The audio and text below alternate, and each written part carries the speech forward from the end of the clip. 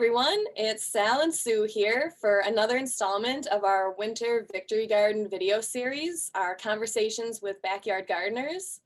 This week we're going to talk to our team of experienced gardeners about how this last season of gardening went for them. And we're also going to talk to them about what are some of the benefits they find from gardening other than just growing food.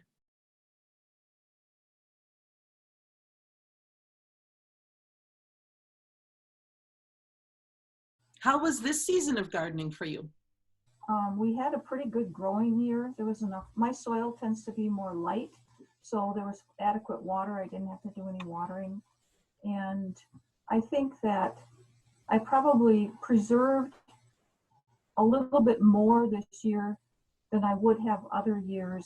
Just, made sure I got all the green beans and all the tomatoes. And, sometimes I just get tired and I go, that's enough.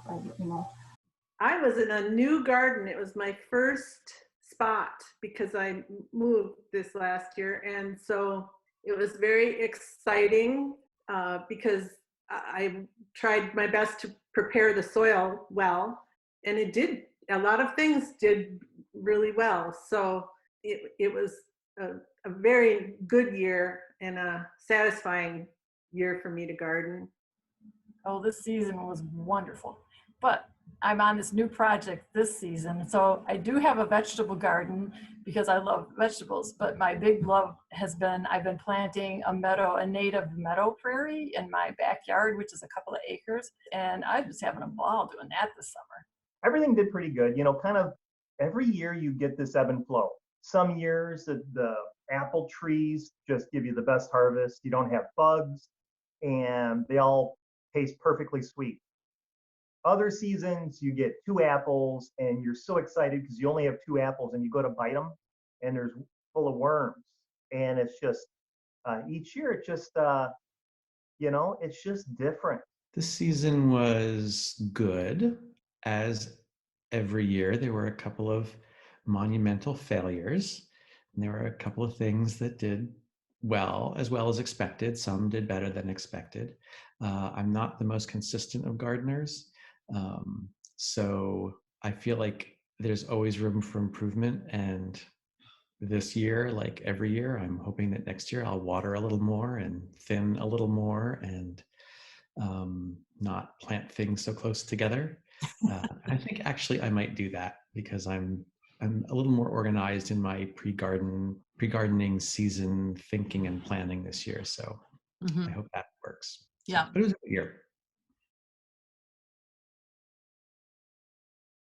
Are there any new varieties that you were really excited to grow this year or that you really want to try next year? Yeah, my professor actually gave me some seeds of a climbing bean that he's been saving for many years in Duluth. So I was excited to grow that because of the history behind it and also that's acclimated to our climate here. It's pretty cold and cool and I know beans like it hot. So I planted those and they grew like crazy. They took over my neighbor's fence actually. They're very, very productive beans. So I'm excited I saved a few seeds from that batch and I'm excited to grow them again next year. Well, I grew pole beans this year instead of my usual rows of bush beans because this garden's a little smaller than I'm used to.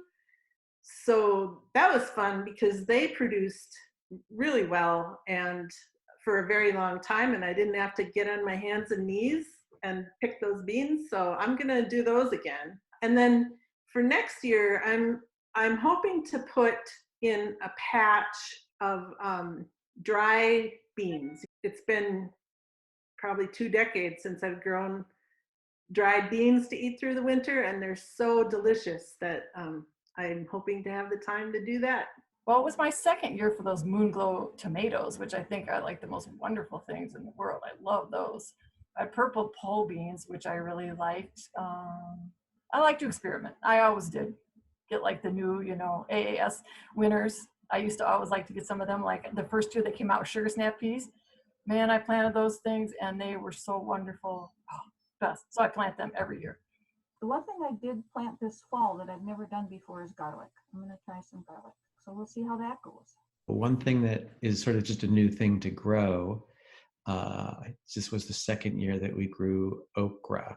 Oh, Before you wrinkle your nose, or the rest of you out there in internet land wrinkle your noses, just try harvesting them when they're, first of all, that they're like Swiss chard. They'll just grow and grow and grow. They've got these beautiful flowers that are like I think it is a hibiscus. I think it's a relative of the hibiscus. You get these beautiful, at least the ones you get, these little creamy yellow flowers.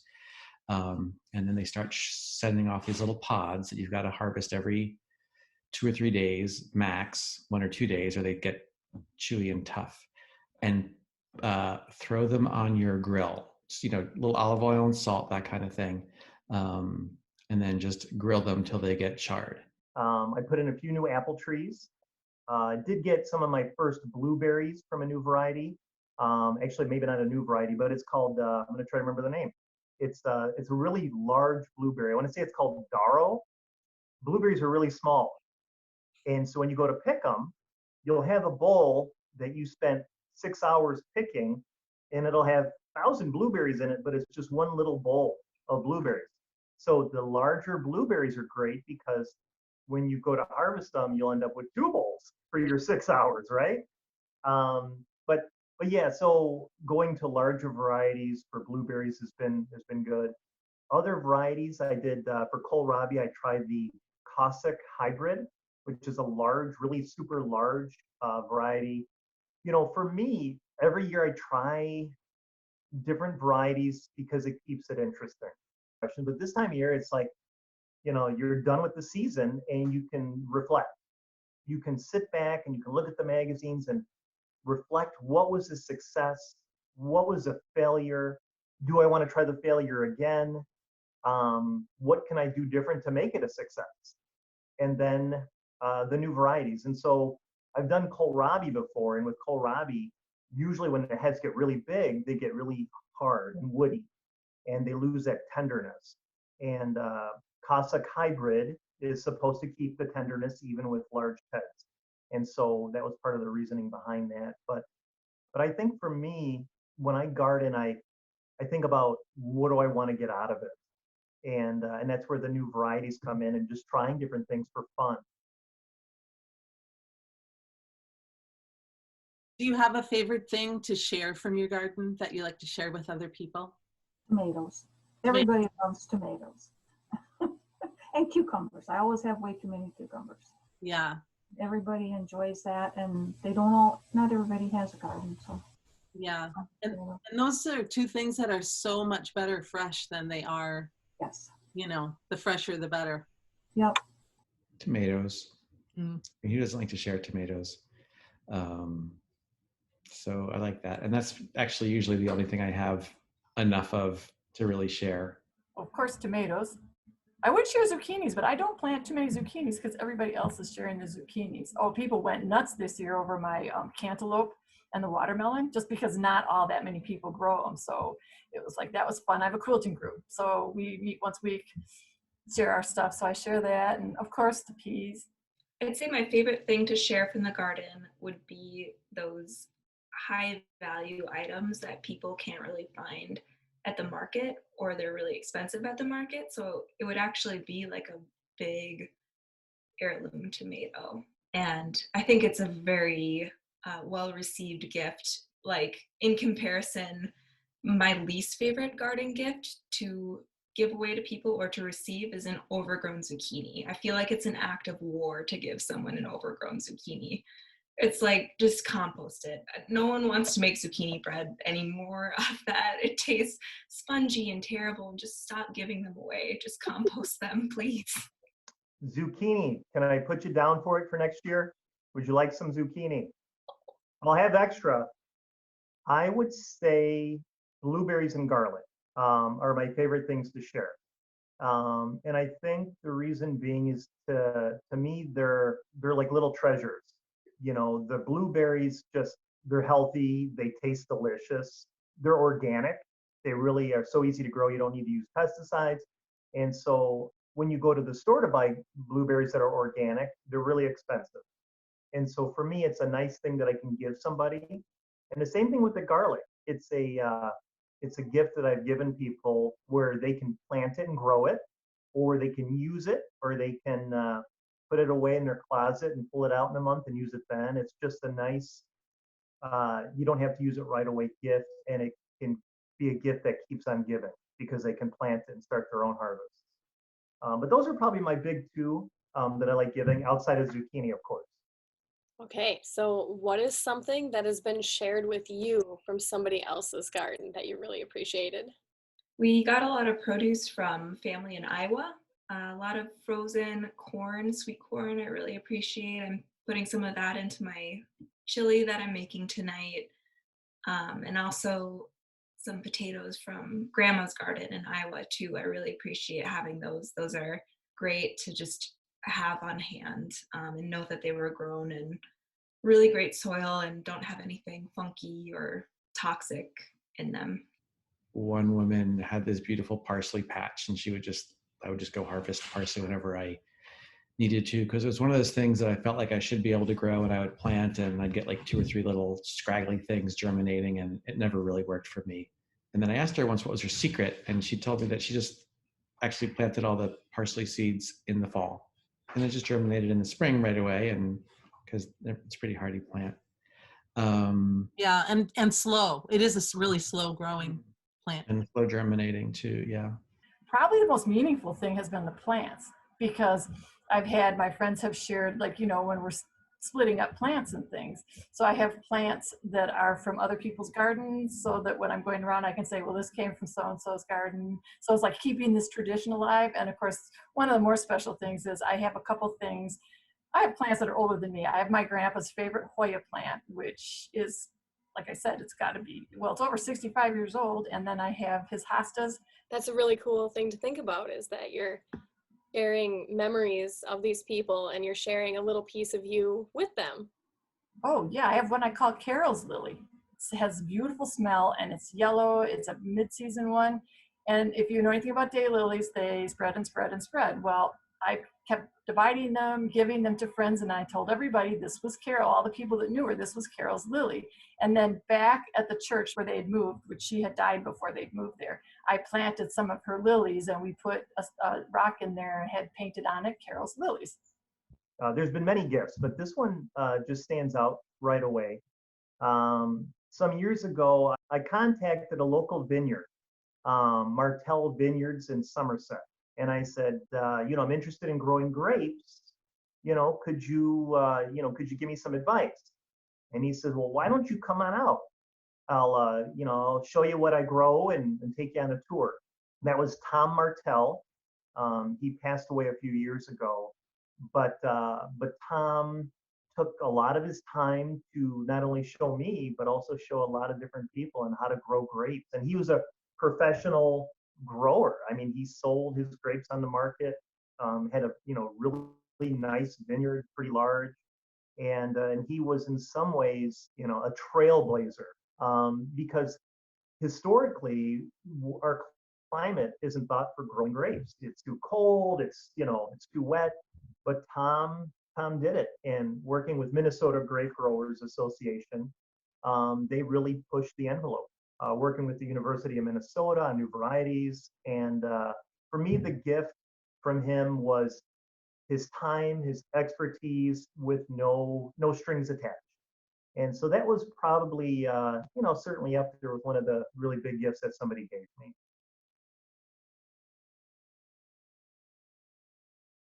So other than just growing food for sustenance, what would you say is the top benefit of gardening for you? Being part of nature and planting things that doesn't just benefit me, but I'm very, very aware of my connection to nature. And so I love it when I plant things, and then pretty soon you see all these different, there's so many native bees now that I have so many native plants, and there's all different kinds of butterflies, some I'd never even seen before. I even learned to always let some carrots go to seed, because there's a certain kind of butterfly that likes carrot flowers. And just seeing the birds, because the birds use they eat the seeds. So I learned not to clean up my garden in the fall, let the flowers stand so that they can eat the seeds. And I have so many birds. I mean, it's just like, yeah, this place is just filled with wildlife, and it just makes me really happy. Never feel alone. I think the top benefit for me is being outside and watching the season unfold through the soil temperatures and the plants and animals, both around me and the ones that are showing up in the garden, and sort of matching that to what I remember from the past, and just helping me to observe the world around me and the way it's changing, Sort of the therapy, the enjoyment of gardening.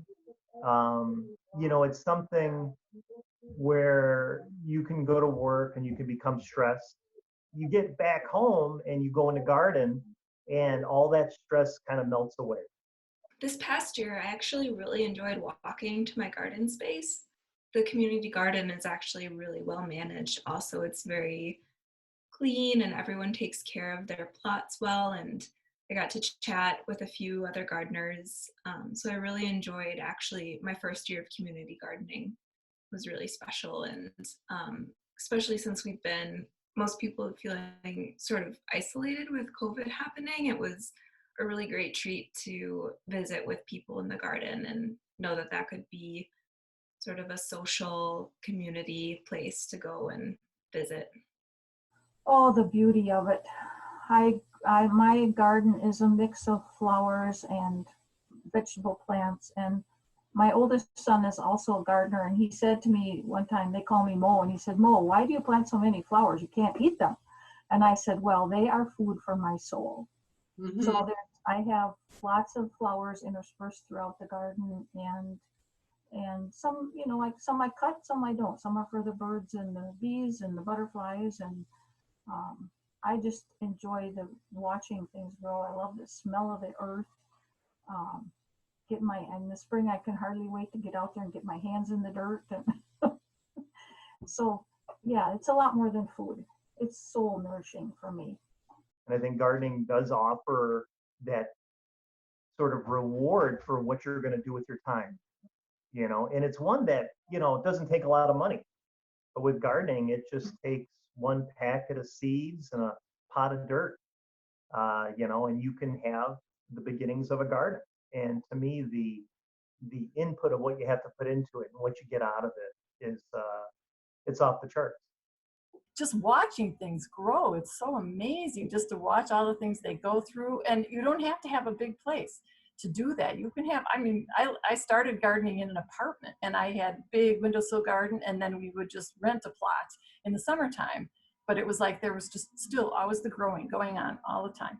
I'm continually amazed at the therapeutic studies that are coming out related to gardening. There's more and more evidence being gathered that just really supporting what anyone who's gardened knows already, which is that you feel great after you do it. And they're coming up with all these scientific reasons for it, but I guess just go outside, dig around, muddle around, have a little experiment in any way that you can. Doesn't have to be anything big, but get outside, breathe some fresh air, use your muscles a little bit, and it'll feel great. And whatever you grow will taste 10 times better than whatever you can find at the grocery store.